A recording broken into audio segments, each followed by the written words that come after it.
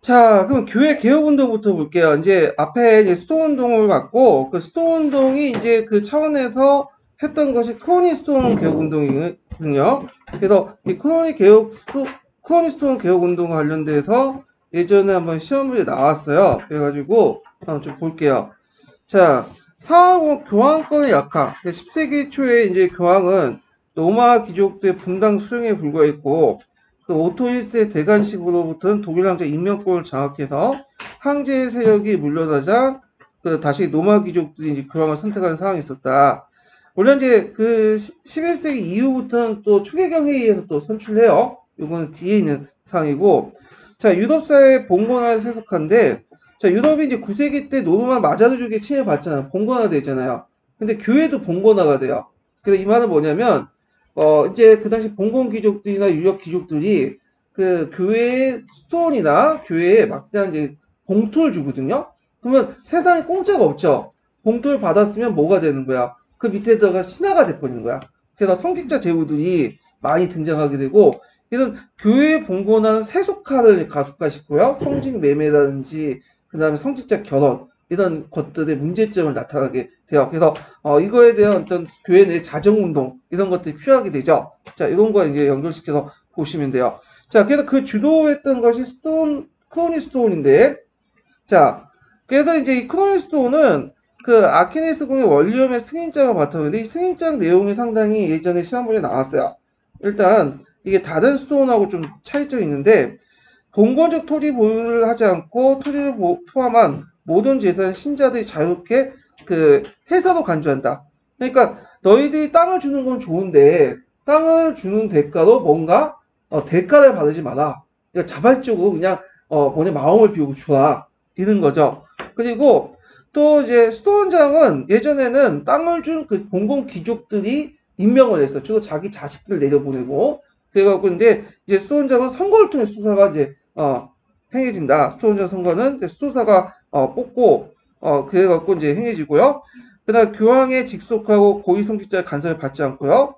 그다음 필사 노동 공동 예배에 보다 많은 시간을 보내자. 그리고 그 엄격한 베네딕트 교율을 더 수행하고 이렇게 있고요. 자, 이 크로니스토어는 그 원래는 크로니스토어는 조그만 데서 했지만 이게 점점 커져서 다른 스토어과 연결되고 스토어회로 발전됐다고 했죠.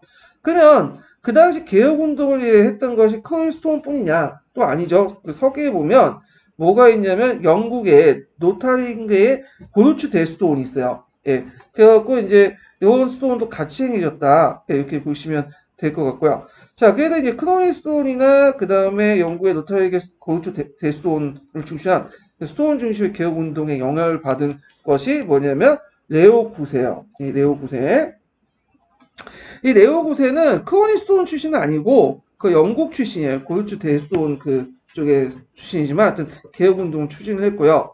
그래서 그 하이니 3세 그 전에도 얘기했지만 독일 황제 중에 하이니 4세는 그 개혁운동에 반대했죠. 성직자 성인권 관련돼서. 근데 하이니 3세는 좀 개혁운동 교회 개혁운동에 대해서 뭐냐면 지지를 내줬어. 하여튼 그 사람이 임명을 했고 종교회의를 하여금 성직자 혼인과 성직자 매매를 금지하는 입법을 하게 돼요. 이 교회 입법이에요. 교회법으로 이제 입법을 하게 되고, 그래서 유럽 각처에서 개혁적인 고위 성직자들이 로마 교회 추기경을 임명을 하고, 교황이 신임할 수 있는 협력자 행정가로 등용을 하죠. 자기 측근 세력들을 이제 개혁적 인물로 포진시켜 놓고, 또는 유럽 중심지를 이제 순회하면서 그 지방의 고위 성직자들을 소집해서 개혁운동의 실천을 독려하기도 했다. 그래서 그 레오굿의 이제 그런 그 개혁운동의 결과를 보면요.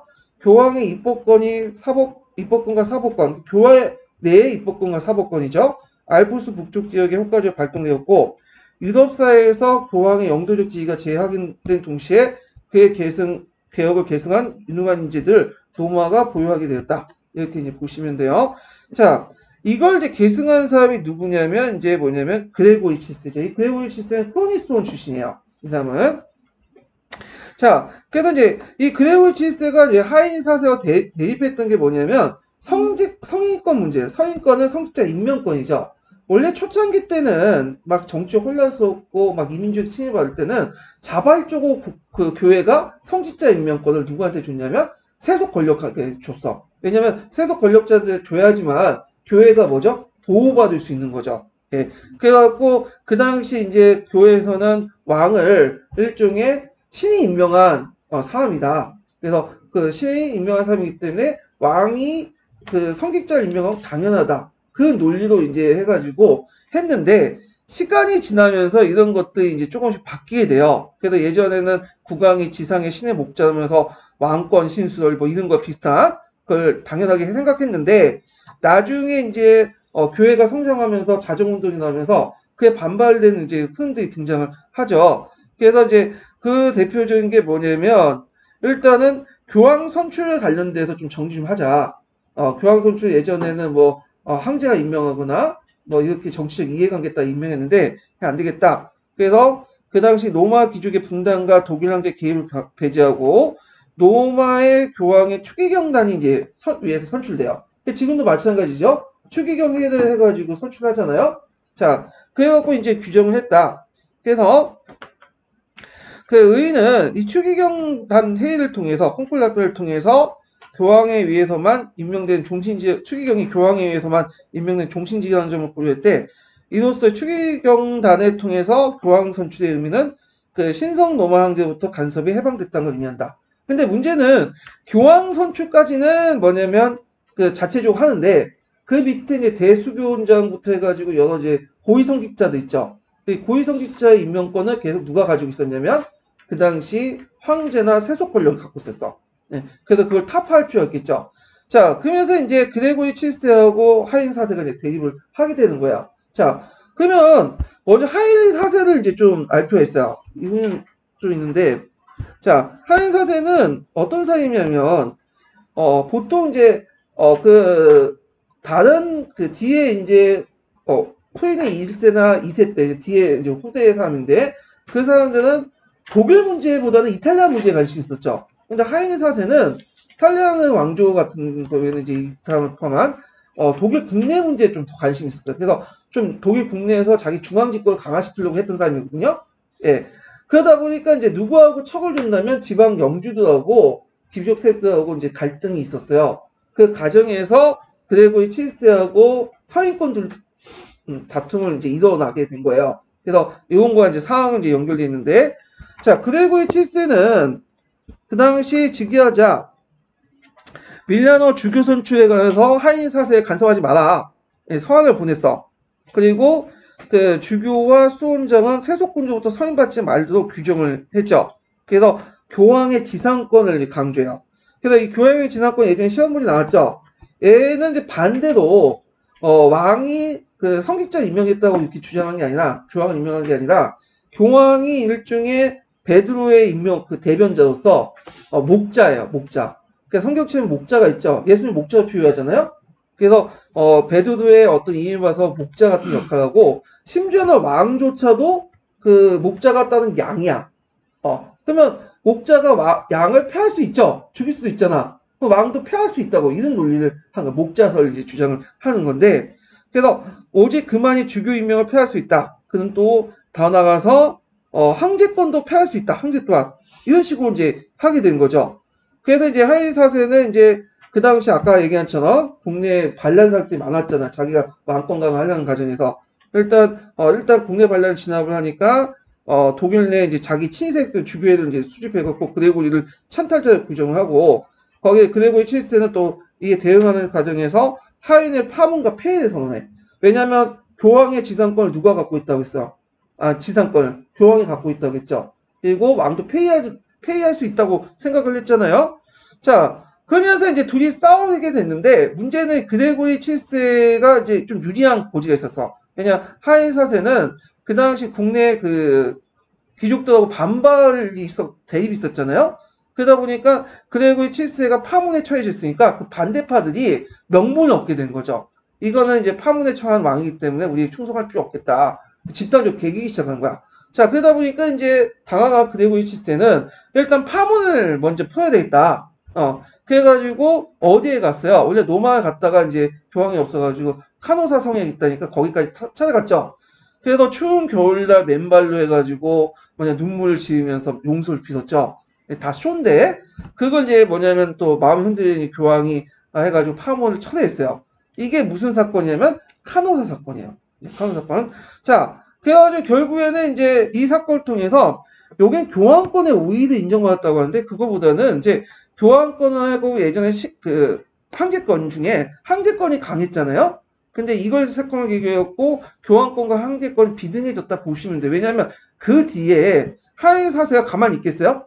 아니죠. 이제 나름대로 파문이 차오고 나서 자기 세력을 다시 구축한 다음에 어딜 공격해? 그레고리 7세를 공격해. 그래서 그레고리 7세가 도망가잖아요. 그걸 이제 고려할 때는 이제 우위 인정보다는 그냥 교환권하고 황제권의 어떤 그 관계가 긍등해졌다. 이렇게 비등해졌다. 이렇게 해석을 하는 게 옳을 것 같아요. 제 생각에는. 자, 하여튼 그레고리 7세는 하인 사세 공격을 받고 피신해가지고 남이탈리아에 돌다가 죽어요. 그때 이제 누구의 보호를 받냐면 노르만 세력들의 보호를 받아. 예. 그러니까 외워 두셔야겠죠? 예전에 기출에 언급됐던 거니까. 참고로 그레고리 7세는 노르만 쪽 출신이에요. 그때 노르만의 보호를 받아요. 이 사람이. 예. 자, 그리고 나서 그 문제가 해결됐냐? 아니죠. 그 후에 역대 그 황제들과 그다음 교황들이 이 서인권 둘러싸고 지네끼리 치고받고 싸워. 결국에는 이제 이걸 해결을 해야 되겠죠. 그래서 서인권 문제가 어떻게 이제 해결됐냐면 이거 크레용 공예는 좀 이따 얘기하고. 자, 핵심은 뭐냐면 전반적으로 영국, 프랑스, 독일에서 다 행해졌는데 국왕이 가지고 있는 성직자 임명권을 누가 차지한다? 교황이 차지한다. 이렇게 이제 결론해. 근데 문제는 성직자 중에 뭐가 있죠?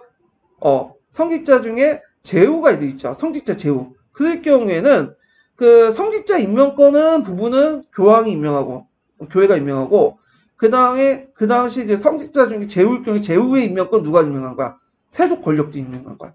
예, 이게 성속 분리하려고 하죠. 그러니까 성직자 제후일 경우에는 성직자 임명권은 성직자 교회가 임명하고 세속 그 제후의 임명권은 세속 권력이 임명하고 만약에 성직자 제후가 나 임명 안 하겠다, 충성을 못 하겠다면 자기가 가지고 있는 영토, 자기 가나라는 영토를 누구한테 반납해 버리면 되는 거야. 세속 권력을 이렇게 반납하고 자기는 이제 성직자만 되는 거야. 이런 식으로 이제 분리시켜 나갔다. 그러니까 결론적으로 서인권, 교회의 서인권은 누구한테 갖게 됐다? 교회가 갖겠다. 이렇게 보시면 돼요. 자, 영국 같은 경우에 성 안세무와 국왕 헨리1세가 타협해서 그 내용을 보면 주교는 교회 내에 선출되고 주교 취임제 국왕의 봉신 선서. 이거는 그 주교가 성직자 제후일 경우에요. 그리고 국왕으로부터 봉투와 그의 간할권을 수여받는다.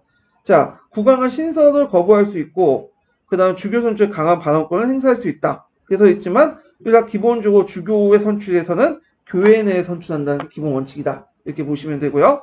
프랑스도 유사하고 독일의 보험수 형식도 거의 유사해요. 요거와. 근데 다만 좀 다른 게 있어요. 이게 다른데 국왕이 주교 선출에 직접 참여할 수 있는 권리. 요게는 강한 반원권이지만 이건 직접 참여하는 거냐. 이건 뭐냐면 예를 들어 국왕이 이제 주교 선출에 1차적인 건 아니지만 대주교들이 막 싸워. 자기들이 누구를 선택하죠. 3명의 후보자가 유력 후보자 없이 난립을 해요. 그러면 영국은 왕이 와서 얘를 좀 선택할 수 있다라는 발언을 할 수 있어. 그렇지만 그게 꼭 들어주는 건 아니에요. 근데 독일 같은 경우에는 직접 참석해서 선출할 수 있는 권리가 있어요. 근데 이것도 그 단서가 있죠. 서로 간에 뭐냐면 논쟁적인 인물들이 다툴 경우에 누군가 못할 때 최종 결정은 누가 해준다? 독일의 황제가 해주는 거야. 그렇지만 기본적으로 뭐죠? 기본적으로 교회 합의가 다 이루어지면 교회가 선출해 주는 거야. 근데 이건 뭐냐면 독일이 좀 특수한 사항이 있죠. 독일이 좀 황제권은 이제 우위가 있고 그런 것들 반영하지만 기본적으로는 이제 뭐냐 교회가 선출권을 갖고 있다는 거. 다만 최종 결정권이 이제 못할 경우에는 황제가 그 역할을 해준다. 그 정도예요. 그 정도. 자, 그래서 의의를 보면 주교 선출의 기준이 종교보다 훨씬 강화되고 교황권이 강화되고요. 서인권 투쟁은 교회와 국가 간 지속적 개입과 긴장이라는 중세 정치한 특유의 특성 이원성이 강하게 보였다. 그래서 중세 같은 경우에는 영적 권력과 세속 권력이 분리돼 있었죠. 영적 권력은 국왕이 아니죠. 교황이. 세속 권력은 황제나 국왕이. 이런 것들이 부각시킬 수 있는 이제 모습을 보였고요. 그 다음에 이제 교황과 국가 내에서 지배자에 대한 반환권을 내세우는 경향이 있다. 왜냐면 여기 보면 이제 서인권 문제에서 둘러싸고 하이사세 그레고리 7세가 이제 뭐냐면 싸웠잖아요. 근데 이 하이사세가 이 사람들 이제 중앙 집권을 강화시키려고 했는데 이 그레고리 7세가 싸우는 과정에서 이제 뭐냐면 좀 자신의 권위가 떨어지기 시작이잖아. 그 역대 황제들도 그러다 보니까 지방 제후들도 개기기 시작해. 그러면서 살리아르 그 왕조의 중앙 집권화 정책이 그들이 의도한 채로 흘러가지 못해요. 이런 것들이 내용이 있고요. 그래서 왕권을 장식하면서 지방 할거주의가 강화돼 나갔다. 이렇게 내용이 있고. 그 다음에 또 이제 하극상의 대표적인 게 이제 독일 기사들은 자영농을 농로로 만들고, 그러면서 독일 내 대부분 지역이 영주제가 확고히 뿌리내게 되고요. 그리고 지방 제후들은 주배의 권한과 재판권을 장악해서 소용주들은 그들의 봉신을 삼아서 공공재가 전국적으로 퍼지게 되었다. 그래서 중앙 집권화가 실패되면서 이제 이런 형상들이 등장했다. 그래서 단순히 이런 서인권 투쟁은 독일 황제의 패배뿐만 아니라 그 여파도 했고 봉건화의 어떤 심화 이런 것들에 연결됐다 이렇게 보시면 될 것 같아요. 예. 그래서 이제 있고 그 다음에 이제 십자군 전쟁은 좀 뒤에 있으니까 좀 얘기를 하고요. 그 다음에 이노케티우스 3세는 유명하죠. 이 사람은 인물 탐구를 해야 돼 진짜. 이 사람은 이제 교황권의 정성기예요. 그래서 이제 유명한 말을 했죠. 그래서 황제는 달이고 교황은 태양이다. 뭐 이렇게 말했던 사람인데 교황권의 극성기인데 이 사람의 업적들이 되게 많아. 일단 보면 자 유럽의 정치 권력을 확대해 놓을게. 대개 보면 이제 파문이라는 형태 있죠. 파문 이런 걸 통해 했는데 독일에서는 표데 2세를 지원할 황제가 됐고 그다음 프랑스는 필립 2세의 결혼의 이혼 문제도 개입을 했고 또 말 안 되니까 파문도 처했고 그다음 영국의 존도 개입했죠. 존왕한테도 캔터베리 대주교 임명 문제도 해갖고 존왕이 잘 말을 안 들으니까 파문도 처하고 뭐 이렇게 해갖고 나중에 영수도 구하고 그러면서 이제 권력을 자기가 행사를 했고 그다음 두 번째로 라테른 공의예요. 네. 이 라테른 공의에 이제 예전에 시험문이 나왔죠. 그래서 기독교의 기본 교리를 재확인했다. 이때 이제 뭐하고 연결되냐면 좀 이따 얘기했지만 왈도파 이단하고 연결돼요. 왈도파나 알비파. 그래서 또 알비파 십자군 전쟁을 하죠. 남북 프랑스의 이단들을 처단하기 위해서. 그래서 이 알비 십자군을 계기로 해가지고 프랑스 남부 지역이 프랑스 왕에게 기속하고 알비 십자군이 남폭항에 그 지방의 산업 문화를 쇠퇴하겠다. 뭐 이런 내용들이 있는데 여기에서 이제 더 살펴볼 것이 뭐냐면 알비 십자군 예요. 이거 좀 기억을 이제 살펴볼 텐데 이거 좀 이따 얘기하고 여기 하나 빠졌네. 그 이노케티우스 3세 또 업적 중에 하나가 뭐냐면 업적이라보다는 그 활동 중에 하나가 뭐냐면 가나다라 마바사 여기 사 적어놓으세요. 예전에 기출문제 나왔는데 제4차 십자군 전쟁 있죠. 예, 제4차 십자군 전쟁을 일으켰죠. 이게 십자군. 근데 이 십자군 전쟁이 되게 세속적인 방향으로 흘렀죠. 그래서 나중에 나틴 제국이 만들어지고, 그래서 교황이 열받아갖고 얘네들 파문 쳐고, 그래서 나중에 용서하고 뭐 그렇게 절차를 하게 되는데, 요것도 하나 적어놓으세요. 자, 그래서 이제 이노케트 3세들하고 이제 여기에서 이제 알비 십자군과 관련된 내용을 이제 좀 하고 넘어갈게요. 이게 예전에 기출에 나왔기 때문에. 자, 서양사 심화 교재 좀 볼게요. 자, 남프랑스 2단 이렇게 볼게요. 남프랑스. 이거는 서양 중세사에 있는 내용이야. 서양 중세사.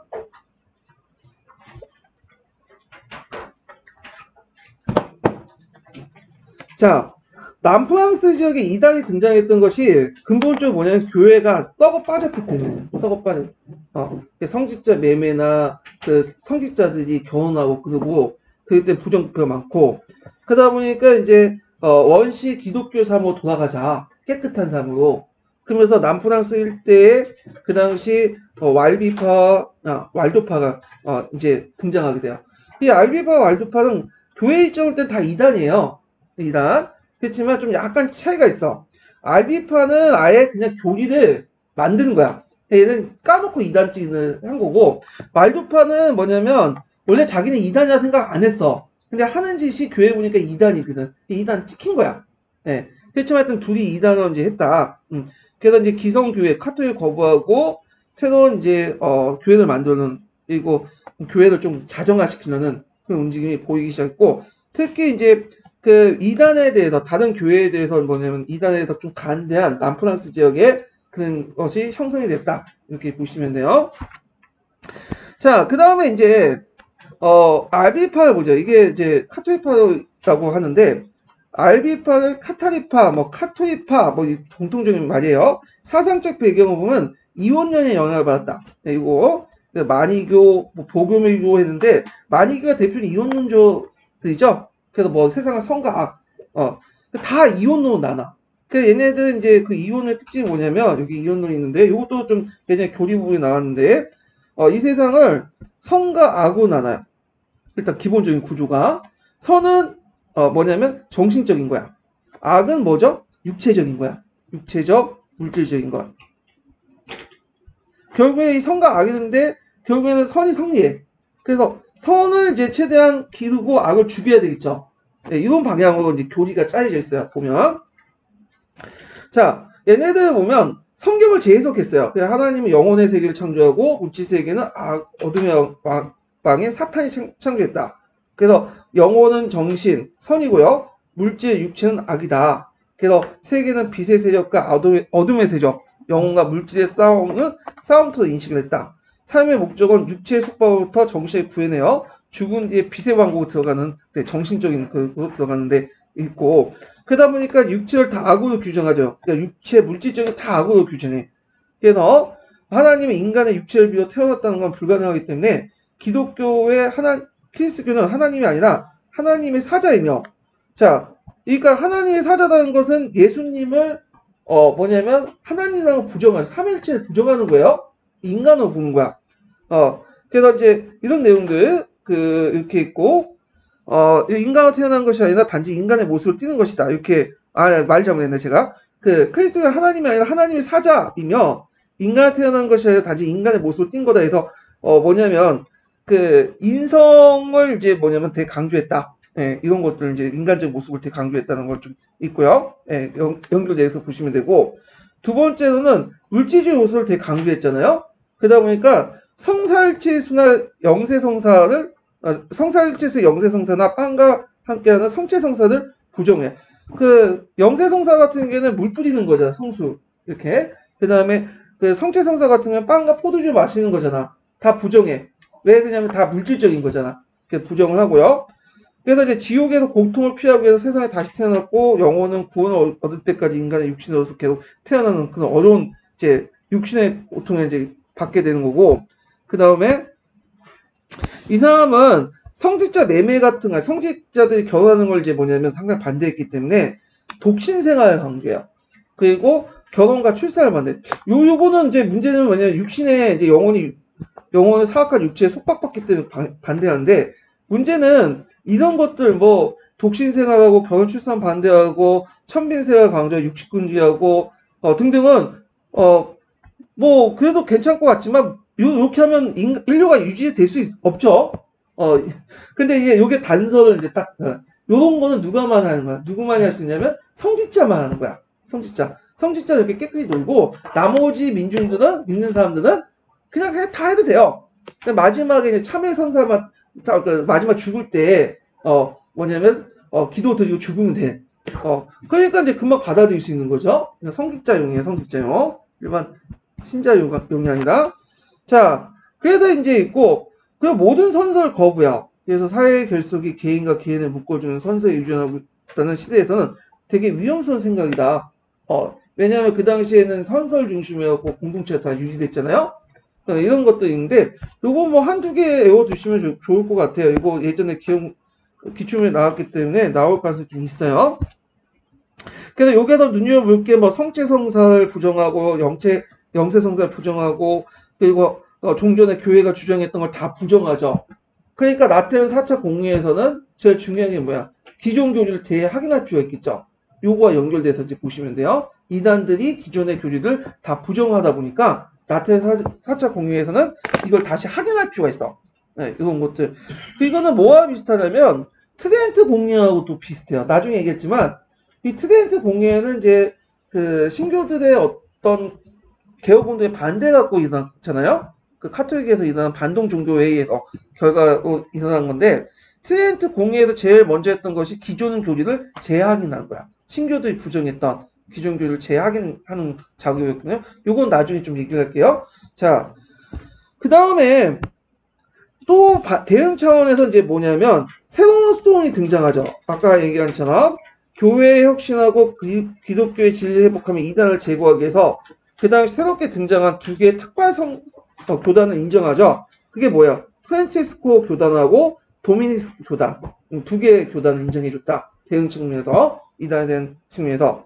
자, 그래가지고 이제 요 내용들 같이 기억을 해두시면 되고요. 아, 요거도 있네요. 잠깐 뒤에 앞에 넘어가서. 자, 그러면 이런 교리가 이제 현실세계 적용해서 이제 있는데, 아까 이제 사제계급과 평신도를 분리시킨다고 했죠? 그래서 사제계급 같은 경우에는 독신생활, 금족생활 다 하도록 하고, 그래서 이제 카톨릭 사제들과 비교를 해보죠. 카톨릭 사제는 맨날 결혼하고 이제, 그 뇌물 받아먹고 그러잖아요? 좀 깨끗한 모습들 보이니까, 이런 것들이 카타리파의 확산에 크게 기여하고, 평신도 같은 경우에는 이제 다 할 수 있어. 다만 죽기 직전에 사푼신만 받으면 돼요. 그럼 천국 갈 수 있어. 예. 그래서 이런 게들이 이론적인 어떤 현실 세계 적용할 때 융통성 있게 적용했다. 예. 그래서 왈도파는 넘어갈게요. 예. 그 다음에 2단 탄압해가지고 이제 했는데 그때 이제 처음에는 말로 이제 설득시키려고 했는데 그게 안 되니까 자 이노센트 3세하고 필립 2세가 주도해서 이제 알비 십자군을 조직을 하죠. 그때 이제 시몽드 몽프로가 그걸 이제 뭐냐면 이건데 주요했고 이때 시몽드 몽프로는 우리가 이제 영국에 나온 시몽드 몽프로하고는 좀 다른 인물이에요. 예, 동명이인이에요. 같은 집안이긴 하는데 다른 사람이에요, 이 사람은. 자, 남프랑스 일대 평정을 성공했다. 그 결과를 보면 자, 이단을 보호했던 남부 프랑스 귀족세력들이 파괴되고 제거되고요. 요 남프랑스 지역이 어디에 예속되냐면 왕권에 예속돼. 그리고 종교재판소가 제도화돼요. 그래서 이단 혐의를 받은 사람들을 목적으로 종교재판소를 만들어서 강력한 이단 억제 정책을 했고, 그 다음에 또 새로운 스톤 등장, 이것도 있고요. 그 다음에 또 아까 지금 나테는 공의회 있죠? 나테는 공의회를 이제 개최한 목적도 뭐냐면 요 알비 십자군, 알비파하고 좀 연결돼 있어요 또. 자, 그래가지고 이제 이렇게 해서 한번 이단에 관련된 것들을 이제 좀 봤고요. 자, 그 다음에 다시 건기도 서브노트 이제 가서 좀 보면 그 밑에 이제 여러 이제 시트교단과 탁발교단 있는데 여기에서 시트교단만 좀 아까 말한 것처럼 얘네들은 뭐죠? 항구지 개척을 많이 했다. 그래서 영국 북부와 웨일리 지역에 많은 항구지를 개척했고 그리고 목양지를 변화시켰고 특히 영국의 요크셔 일대에 항구지가 강대한 목양지로 변하면서 영국의 양모 생산의 큰 중심의 계기가 되었다. 농업 기술 발전, 그 다음에 농업 생산 증가 이렇게 있고 탁발 교단 두 개 외워두셔야죠. 프란체스코 교단하고 도미니스크 교단. 이거는 2단에 대응하는 과정에서 만들어졌고요. 자, 이런 것들 같이 기억을 해주시면 되고 자, 교환권의 세태를 볼게요. 교환권 세태. 자, 교환권 세태를 이제 보기 전에 잠깐만요. 이거 읽었네요. 예. 자, 교환권 세태 볼게요. 자, 교환권 세태 보면 이제 교환권의 약화 배경을 보면 십자군 전쟁의 실패. 이건 십자군 전쟁 나중에 좀 얘기했지만 이 십자군 전쟁은 누가 주도했어요? 교황이 주도했죠. 근데 다 실패했기 때문에 권위가 떨어졌고 그 다음에 이제 여러 가지 이제 봉건적 정치적 태조와 집권적 통일국가 선정을 했고 그 다음에 교환권의 실추 등등 그리고 사회가 점점 세속화되는 그런 것들 이제 바탕으로 해서 교환권이 약화되죠. 자, 왕권의 도전과 이제 교환권 다툼 중에 뭐냐면 필립 4세하고 이제 보니파키우스 8세인데 요거 상당히 중요하죠. 자, 필립 4세 같은 경우에는 그 당시 가스코너 공영 재탄전, 그러니까 그 당시에 영국하고 싸우고 있었죠. 예, 그래가지고 필요한 전비를 연출하기 위해서 국내 성직자에게 가세를 하려고 했어요. 그러니까 요번에 이제 문제됐던 건 성직자 임명권이 아니라 성직 가세권이야. 그래서 보니파키우스 8세, 그 당시 교황은 어느 나라의 사제건 교황의 동의 없이 군주에게 세금을 내지 못하고 금지를 해요.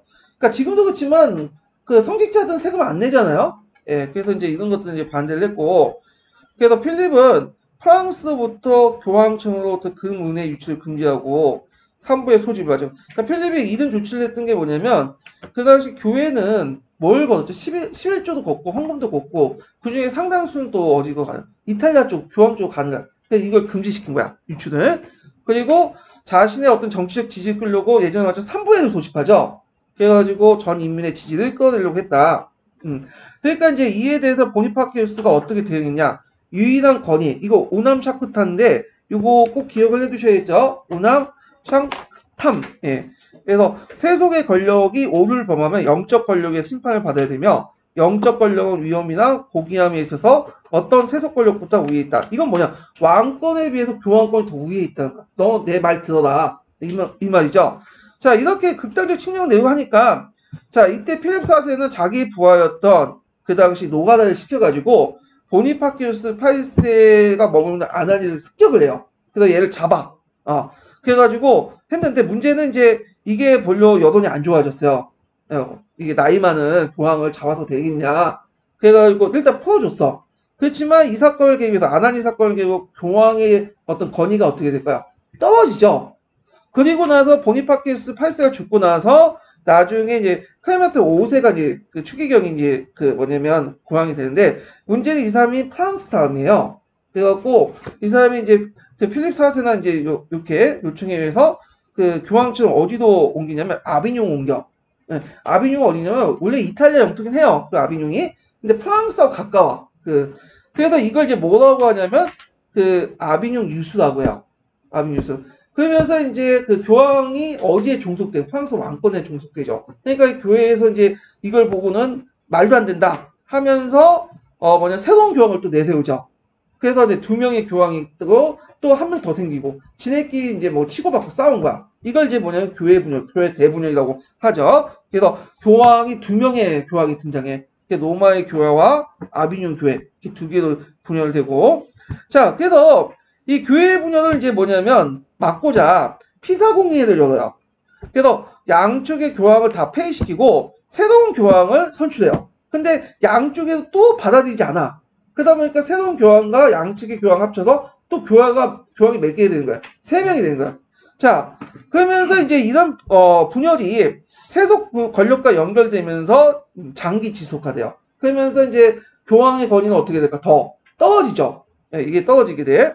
그러면서 이제 그에 이제 된 반발로 해가지고 이제 교황의 지지가 이제 떨어지고 막 하니까 교회에 관련된 이제 뭐냐면 개혁 운동이 중세 말기 때 이제 등장해요. 예, 이런 사람들이 이제 있는데 뭐 14세기에서 이제 거쳐서 대표적인 이제 뭐 오캄이라는 사람이 오컴이라고 하죠. 이 사람은 철학자도 유명해요. 유명론자. 되게 유명한데 이건 뒤에 좀 얘기했지만 자, 이 사람은 유명론을 제청해서 보편관념은 명칭에 불과하다. 그래서 신앙과 이성의 조화를 이제 파괴를 주장하고 신앙은 그 종교의 영역이고 이성은 다른 영역이다. 이렇게 주장, 개별의 영역이다. 이렇게 하면서 이렇게 하는데 이 부분은 나중에 그 스콜라 철학 있죠? 할 때 좀 얘기할게요. 하여튼 이 사람은 유명론자고요. 그 다음에 이제 또 여긴 안 나와있지만 누가 있냐면 마시니스라는 사람이 이 사람 적어놓으세요. 이 사람도 이 마시니스 사람인데 이 사람이 평화 옹호자라는 책을 썼어요. 평화 옹호자.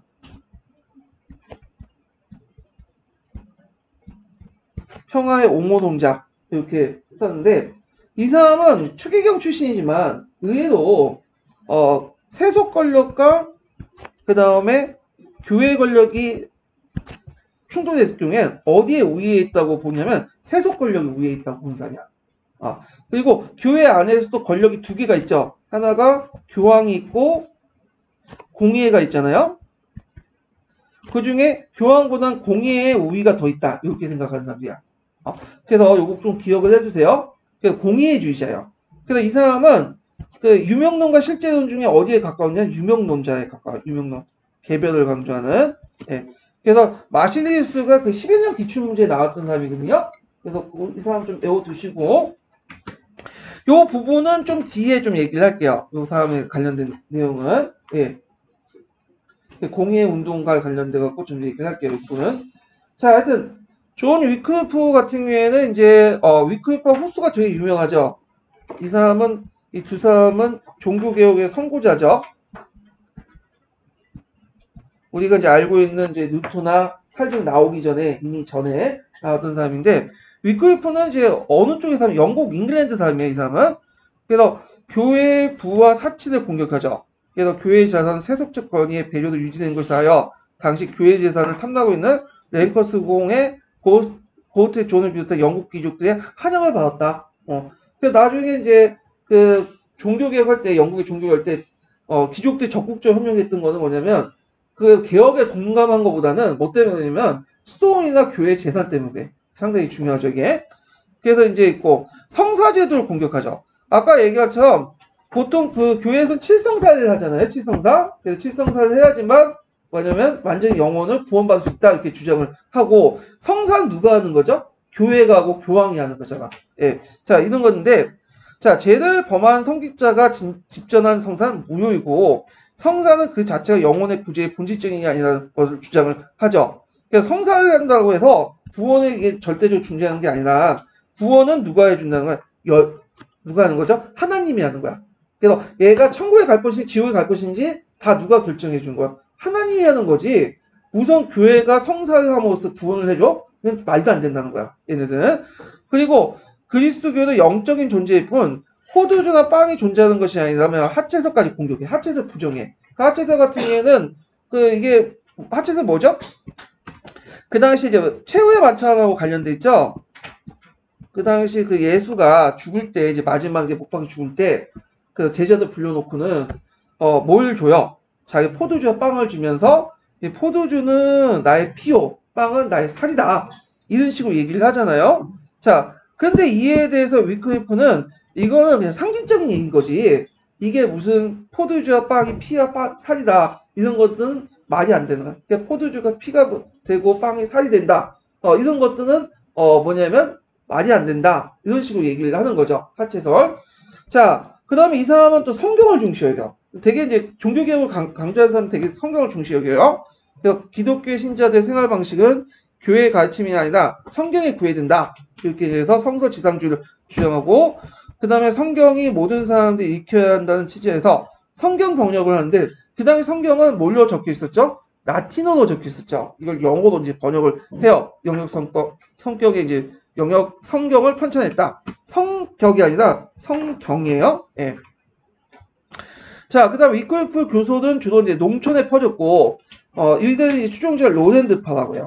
네. 이게 나중에 와터 테일러랑 같은 농민 반란에도 영향을 주죠. 로랜드파는. 그럼 위클리프에 영향을 받는 사람이 누구냐면 또 흡수예요. 이 흡수는 체코 사람이에요. 체코. 보헤미아 쪽에 있는 사람인데, 자, 체코는 그 당시에 누구의 지배 아래 있었죠?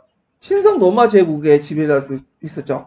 신성 로마 제국은 카톨릭 쪽이 교회 쪽에 가까운데, 호스의 사상은 체코의 독립운동과 연결돼 있어요. 체코의 어떤 분리주의 독립운동. 자, 호스는 약간 이제 그 앞에 영국에 들어와서 이제 위클리프의 영향을 받았고, 그래서 위클리프 사상을 받아들여가지고 고위 성직자의 부와 세속성을 공격하면서 신앙의 핵심은 성경이라고 주장했다. 그래서 이제 위클리프의 고술 중에 성체 성사에 대한 적극적인 반대를 이제 받아들이고 그 위클리프 고술 성체 성사에 대한 적극적으로 반대하고 꼭 필요한 것이라 주장했다. 그러니까 위클리프 고술 중에 성체 성사에 대한 의견은 받아들이지 않았다 이 말이에요. 이건 좀 필요하다고 주장을 했고, 그 다음에 면벌부는 면제부예요. 그러니까 우리가 이제 루트의 종교개혁 이전에도 면벌부 판매가 계속 있었어요. 그래서 반대하고 나중에 이단을 지켜가지고 콘스탄트 공의에 하향을 처했어요. 근데 이제 흡수의 영향을 받은 게 흡수 운동이라는데, 이 흡수 운동의 특징은 뭐냐면 체코 지역의 어떤 독립운동과 연결됐어요. 이 독립운동. 그래서 이제 흡수파는 흡수의 종교 요구를 독일의 보헤미아 왕국 지배에 대한 공격에 접목시키고, 흡수는 콘스탄트 처형을 그 교회와 독일 황제가 체코의 독립을 막고 체코의 국익을 해친다고 봤죠. 그래서 보헤미아의 모든 계층이 강범위한 대중적 공격이 일어났고, 종교개혁 움직임이 반봉건적 민족주의 운동과 결합되면서 이제 흡수 운동은 롤란드와 함께 종교개혁 운동의 선구가 됐다. 그리고 이것이 30년 전쟁과 연결돼요. 또 왜냐면 흡수 전쟁 이후에 체코는 카톨릭에서 반카톨릭 정서가 강하기 때문에 뭘 또 쉽게 받아들이죠? 신교를 받아들여. 그래서 나중에 30년 전쟁 때 그 당시 그 보헤미아 지역을 중심으로 해서 30년 전쟁이 발발을 했잖아요. 그 뒤에 얘기하지만. 자, 그래서 그 당시에 그 종교는 단순히 종교에서 끝나는 게 아니라 이 흡수 운동과 같이 뭐와 연결되죠? 정치 운동, 독립 운동과 또 연결돼요. 이게 다 정치적 성격이 강해요. 흡수운동은. 자, 그 다음에 이제 신비주의라는 건 뭐냐면, 이걸 좀 알려면, 그 구교의 교리를 알아야 되는데, 자, 아까 얘기했지만 구교는 이제, 카톨릭은 하나님이 있으면, 신자가 있잖아요? 신자가 하나님이 직접 갈 수 있어, 없어요? 없죠? 도중에 뭐가 있어야 돼? 교회가 있어야 되잖아. 교회가 거기에서 선행을 베풀어야 되잖아. 성사나 대사 같은 것들을. 근데 그 신비주의는 교회를 거치지 않고 신자가 어디로 하나님으로 이렇게 가는 그걸 좀 용인해 주는 거야. 근데 약간 그거 보면 이제 뭐라 할까요? 그 좀 약간 이단적인 성격이 좀 강해요. 예, 있는 건데 자, 하여튼 여기에서 이제 그 대표적인 게 신의 벗이라는 단체가 있고 여기 또 공동생활 형제단이네. 이건 좀 외워두세요. 요거는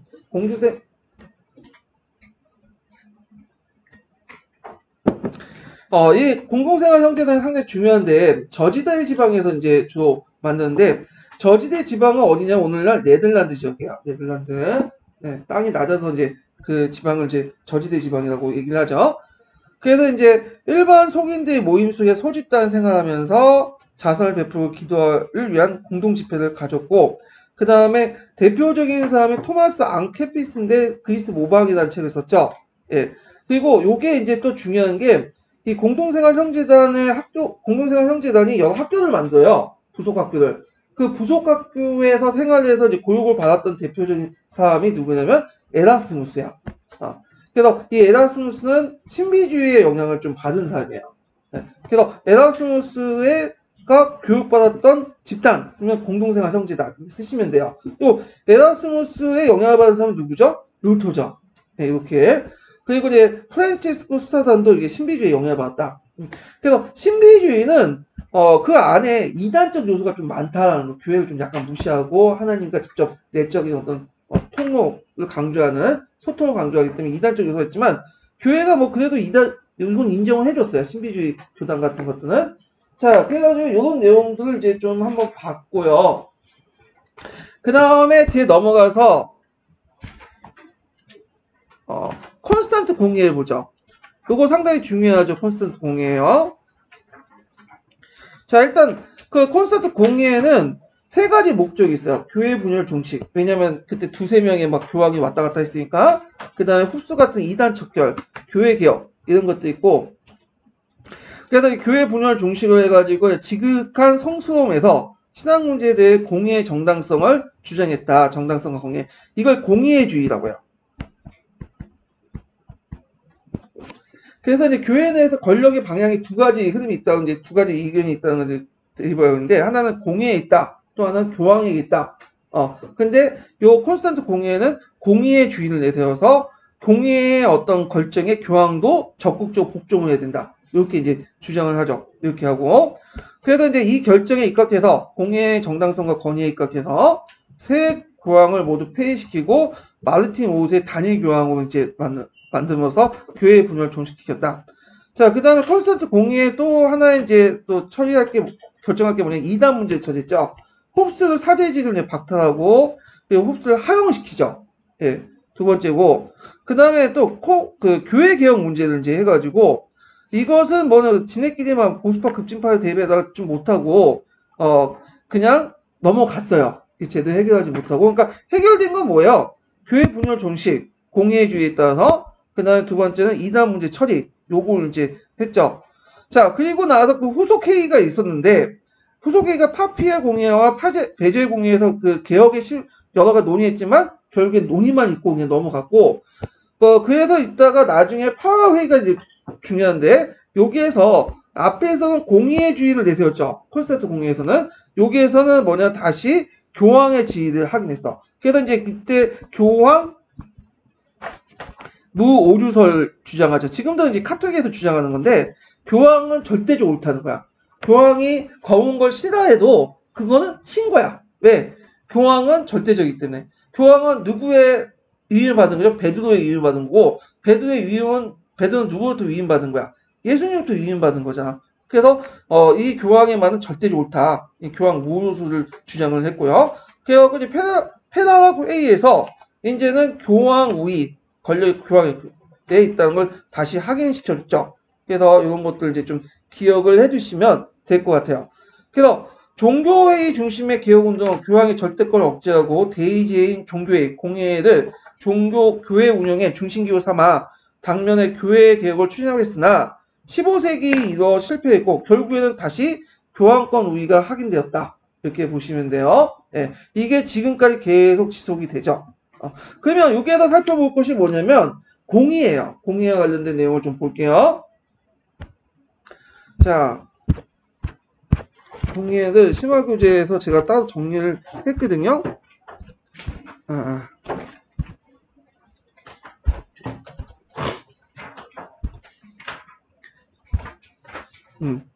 몇 페이지에 보시냐면 235페이지. 서양사 개념화 사전에서 이제 나온 공예인데, 공예를 볼게요.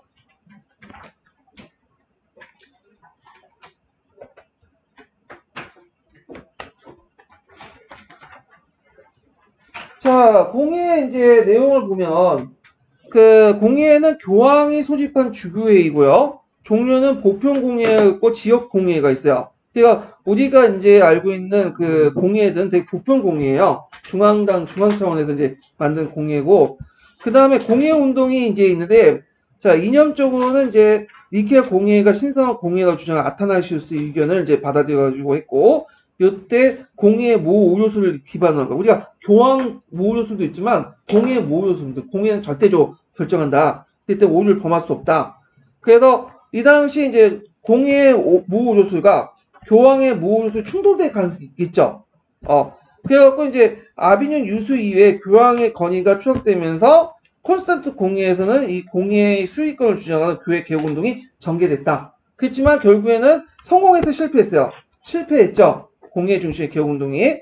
자, 그래서 이제 요게 공예주의자들 주장을 보면 교황은 하나님으로부터 권력을 받은 게 아니라 신자들의 위촉으로서 직무를 수행하기 때문에 하나님이 아니라 공예로부터 그 권력을 받았다. 그래서 신자들의 대표에 불과하다. 그래서 최고의 기관은 공예다. 교황직은 공예의 집행기관에 불과하며 공예는 교황을 폐위할 수도 있다. 이런 거죠. 그래서 이거에 입각해 콘스탄트 공예 때 교황을 폐위시키고, 세 명의 교황을 폐위시키고, 새로운 교황을 내세웠던 거야. 예. 그래서 이제 이렇게 있는데, 근데 결국 이 공예, 운동은 나중에 이제 탄압받고, 다시 교황 수익권을 재확립해서 실패했다. 이렇게 이제 기억을 해주시면 될 것 같아요. 자, 그 다음에 이제 1분 남았으니까, 서강자 관련된 내용을 좀 읽고 끝낼게요. 134페이지 볼까요? 예, 134페이지.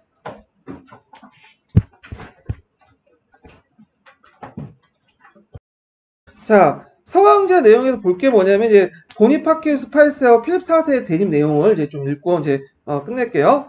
자, 이노케티우스 3세와 대립했던 황제 프리딩 2세가 이제 사망하고 프랑스 왕 누이 9세가 강력한 이제 교황 지지하고 있었던 13세기 중반 이후에 교황에 맞설 세력이 없어 보였다. 하지만 교권과 소권 사이의 가장 첨예한 대립은 13세기 말과 14세기 초와 그 초에 교황 보니파키우스 8세와 프랑스 왕 필립 4세의 사이에서 발생했다. 자, 1295년 필립 4세는 영국과의 가스코노 공영 재탄전에 필요한 전비를 마련하기 위해서 성직자에게 가세를 하려고 하자 교황 보니파키우스 8세는 제속 사제에게 명함이라는 칙령을 공포하면서 성직자의 교황의 동의 없이 군주에게 세금을 내지 못하도록 했다. 요게 이제 제속 사제의 명함 외워두셔야겠죠. 예, 그래서 성직자에게 교황의 동의 없이 군주에게 세금을 내리지 못하도록 명했다. 이게 아마 서강자에 있는 내용 같아요. 서계는 없고. 자, 이에 맞서 필립 4세는 프랑스에서 교황청의 금중 유출을 이제 금지하고 이를 통해 교황청의 재정 운영을 어렵게 했다. 그 다음에 이후 잠시 하해 분위기로 이어졌지만 1301년 필립 4세가 적대행위나 안부 프랑스의 주교를 필립 4세가 제지함으로써 양제가 다시 대입했고 필립 4세는 국민의 지지를 확보하기 위해서 삼부회를 소집하고요. 이에 또 대응해서 교황은 그 유명한 운냐 샤쿠타 유일한 건이라는 것을 하죠. 이게 주요 내용은 뭐냐면 세속 권력과 영적 권력이 충돌할 경우에 어디가 우위다? 영적 권력이 우위다. 그 내용이죠. 자, 이 칙령은 만일 세속 권력이 가호를 범하여 영적 권력의 심판을 받아야 하며 영적 권력은 세속 권력과 우월하다는 것이다.